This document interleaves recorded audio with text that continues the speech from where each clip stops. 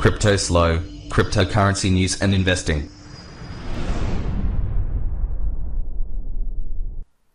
CryptoSlo with more crypto gains. What's going on, guys? In today's video, we're going to talk about adding a custom picture onto your property on Evolution Land. It's actually pretty easy, and if you started to notice on the map, you're starting to see people's properties have custom pictures on them. So the question is, how do you get a custom picture on your property? Well, it's pretty easy. The first thing you do is obviously ensure you're logged into the site with your TronLink wallet. Next, you're going to click on your icon in the right corner, click on My Land,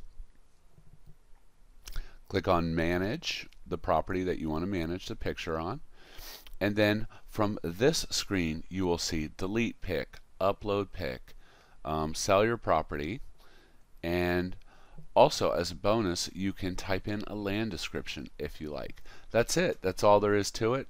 I'm actually going to try to build a little custom template to get the max dimensions of this picture so that you can get the best resolution possible.